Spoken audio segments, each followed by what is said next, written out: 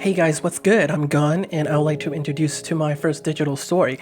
I was assigned the task to make a digital story for my course, which is Science, Technology, and Society. So the question I would like to ask all of you is, how we can somehow lessen worldwide hunger, and first of all, what's causing it, and the horrific consequences that it brings to the world.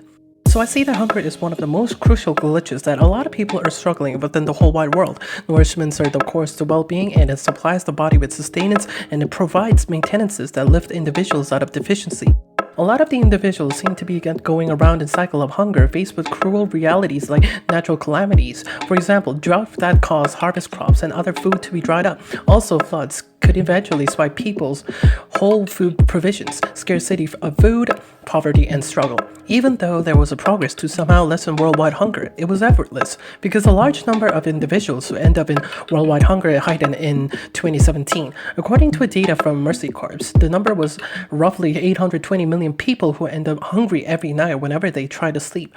Countries like Afghanistan, Asia, and Pacific, 500 million people suffering from hunger. Nigeria, South Sudan, Central African Republic, Syria, Kenya, Somalia, Ethiopia, Congo, and other countries in Africa are mostly the victims of hunger. Hossein stated in our paper that global hunger could lead to malnutrition, and some horrific impacts would include wasting, low weight for expected height, and stunting, small body for age. Many countries in Latin America are severely in pain from dual load of malnutrition, cohabitation of overnutrition and undernutrition. Almost half of the kids in Guatemala are stunted. More than one-fourth of families have stunted kids, and mothers who are suffering from overweight. In cities, relegated individuals will discover themselves in food deserts. It means zones where fresh foods are unobtainable. It's not shocking that in countries with high income, involving Canada and Australia, the jeopardy of getting fat among native individuals would be 1.5 times bigger than for non-indigenous civilians in similar zones. In America, obesity rates are uppermost among individuals with the lowermost earnings, relegated groups, and people residing in deprived zones. From a WHO website, 38 million more people were suffering from hunger than last year. Some of the 155 million kids who are under 5 years old are stunted, while 52 million kids were suffering from wasting. Approximately 41 million kids are currently obese. In EMEA, among females and mature, obesity are reasons for concern. Not only struggle or climate alteration, but also all-encompassing alterations in nutritional traditions, as well as financial stoppages is a cause as well. Famine would happen again, emerging in places like northeast Nigeria, Somalia, and Yemen. Heads of WHO, WHP, UNICEF, and FAO quoted this. This has set up alarm bells we cannot afford to ignore. We will not end hunger and all forms of malnutrition by 2030 unless we address all the factors that undermine food security and nutrition. Securing peaceful and inclusive societies is a necessary condition to that end. Currently, there exists widespread famine and malnutrition, which is a term that signifies all displays of poor nutrition, and it could be defined as undernutrition, and being fat or being overweight. Global proof presents that guaranteeing a plentiful food provision is still a crucial influence to eliminating hunger.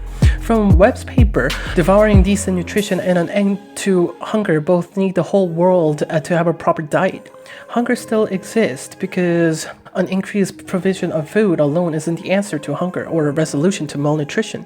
Not only poor countries are the ones in trouble, but also poverty and hunger exists, even in rich nations.